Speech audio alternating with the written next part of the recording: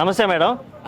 నమస్తే. ఇప్పుడు తెలంగాణలో కాంగ్రెస్ పరిపాలన ఇప్పుడు ఈ సంవత్సరం నుంచి మొదలైంది. ఈ సంవత్సరం పరిపాలనలో ఎలా అనిపించింది మీకు రేవంత్ రెడ్డి గారి పరిపాలన? ఏమో మరి 6 పథకాలు అన్నాడు, దాంట్లో ఏం అమలు చేశాడు? బస్సు ఒకటి ఫ్రీ చేశాడు. ఇంకా తర్వాత ఏదో రైతుల బంధు అన్నాడు, రైతు బంధు అన్నాడు. మరి ఇంకేమి డబుల్ బెడ్రూమ్లు అన్నాడు, ఆడపిల్లల పైసలు 2500 అన్నాడు, ముసలి వాళ్ళకు 4000 అన్నాడు, ఒంటరి మహిళలకు గట్ట మరి ఏది లేదు. ఆ బస్సు ఒక్కటే ఉంది మరి అని అనుకుంటున్నారు జనాలు. ఓకే, ఇప్పుడు పెళ్లిళ్ళకి కూడా ₹1,00,000 ప్లస్ మళ్ళీ తులం బంగారం అన్నాడు. అసలు అవన్నీ కూడా ఏమి రాలేదు ఈ పథకాలు. మరి ఆయన ఇచ్చిన హామీలు ఇచ్చి ఓట్లు ఎంచుకుని సీఎం అయ్యాడు. మరి ఇంకా వాటి గురించి సంవత్సరం పరిపాలన అయినా వాటిని ఇంకా అమలు చేయకపోతే మీకు ఎలా అనిపిస్తుంది? బాధ వేస్తుంది ఎవరికైనా. 1 ఇయర్ లో ఎవరు చేయలేరు సార్. అంటే వాటి గురించి కనీసం ప్రణాళిక వేసుకోవాలి కదా. చేస్తారు కాకుంటే టైం అన్ని ఒకటేసారి చేయలేరు ఎవరైనా. మనమైనా అంటే కొంచెం టైం ఇస్తే ఇప్పుడు పాత సీఎం గారు కొంత ఇంత పెట్టిపోయిండు నెత్తిన, అవి చూసుకోవాలి కొంత. మళ్ళీ వచ్చేసి చేస్తూనే ఉండు, చేయలేదని ఏం లేదు, ఆయన సాయశక్తి లాగా ప్రయత్నిస్తుంది. ఓకే, నిన్నగాక మొన్న తెలంగాణ తల్లి విగ్రహాన్ని మార్చడం జరిగింది.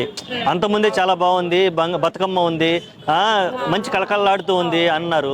ఇప్పుడేమో చాలా భేదగా ఉంది, ఏంది చేతులు కంకులు పట్టుకొని ఉన్నారు అని అంటున్నారు. మరి ఇప్పుడు ఆ మార్చింది బాగుందా, అంతకుముందు బాగుందా? అంతకుముందు బతుకమ్మ బాగా వేసేవాళ్ళు, అంతకుముందే అయితే బతుకమ్మ లాగా లేదు. బతుకమ్మలా లేదు. అప్పుడు బతుకమ్మ చీరలు ఇచ్చేవాళ్ళు లేడీస్ కు, బాగా బతుకమ్మలు బాగా వేసేవాళ్ళం. కానీ అంటే ఇప్పుడు ఆ విగ్రహంలో బతుకమ్మ కూడా లేకపోవడం బాధే కదా. రోడ్ల పొంటి కూడా బతుకమ్మలు ఎక్కువ ఏం పెట్టలేదు ఈసారి. బతుకమ్మలు బాగుండేది అప్పుడు. ఓకే, ఇప్పుడు ఇంకా మీ డిమాండ్ ఏంటో, రేవంత్ రెడ్డి గారు బాగా పరిపాలన చేయాలంటే ఈ కోరికలు నెరవేర్చాలి, లేదు ఆయన ఇచ్చినవి కాకుండా లేదు ఇంకా ఎక్స్ట్రా చేయాలని మీకు ఏమైనా ఉన్నాయా, మీరు చెప్పాలనుకున్న ఏమన్నా?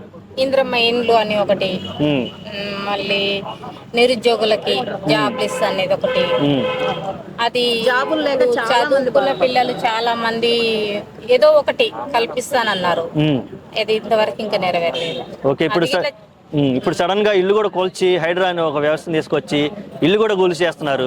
దాని వల్ల కూడా చాలా మంది బాధపడుతున్నారు. ఇట్లా సడన్ గా ఇల్లు కూల్చేస్తే ఎవరైనా ఉండే వాళ్ళకి ఎంత ఇబ్బందిగా ఉంటది కదా. దాని మీద మీ అభిప్రాయం ఉంది?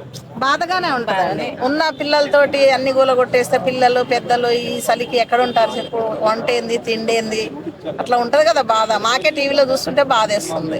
ఎవరికైనా బాధ ఉంటుంది, కానీ అది కరెక్ట్ కాదు. చెప్పాలి ఫస్ట్.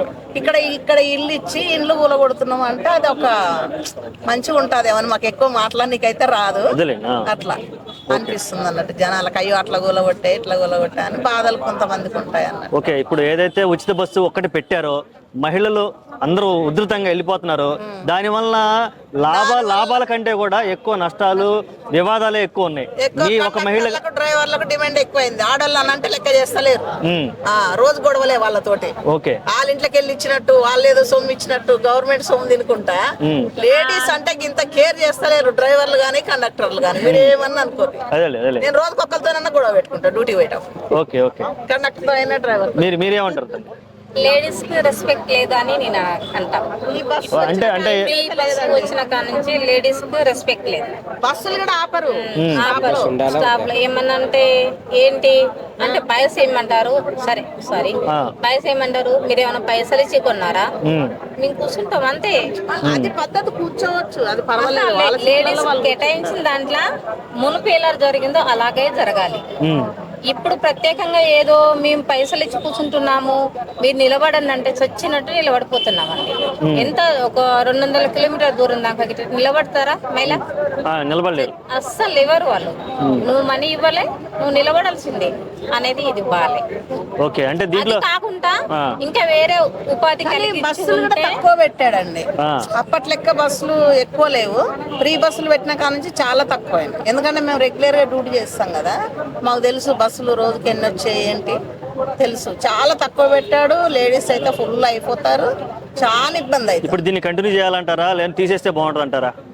అంత ప్రజలకు తెలుసు. వేరే పథకం పెట్టినా పర్వాలేదండి. ఇట్లా కొంచెం ఈ నిరుద్యోగులు ఉన్నారు కదా, లేడీస్ అయినా జెంట్స్ అయినా, వాళ్ళకి ఏదో ఒక లాంటి ఉపాధి కలిగిస్తే మంచిగా ఉంటది. ఇది ఉన్నా పర్వాలేదు, లేకున్నా ఎవరైనా జర్నీ చేస్తాం, అవసరమైతే ఖచ్చితంగా ఎవరైనా పోవాల్సిందే. మన అవసరానికి మనం వెళ్తాం. ఇదివరకు అయితే ఈయన పెట్టిన దాని మీదనే వెళ్ళలేదు. అవును. కాకుంటే ఏంటంటే ఏదన్నా వేరే వాళ్ళకి కలిగించాలి కానీ ఇలాంటి వేస్ట్ బాగా చేయాలి. ఉన్న మొత్తం ఏదో అందరిని బద్దకస్తులు లెక్క అయిపోయారు. ఓకే. కానీ చదువుకున్న అబ్బాయిలకు అమ్మాయిలకు జాబ్లు వచ్చేటట్టు కాస్త ఇబ్బంది పడకుండా చాలా కష్టాలు పడి చదువుతున్నారు కదా వాళ్ళకి జాబ్లు వస్తే వాళ్ళ అమ్మ నాన్నలు కూడా కొంచెం హ్యాపీగా ఉంటారని మా కోరిక అంతే. ఓకే మేడం, ధన్యవాదాలు.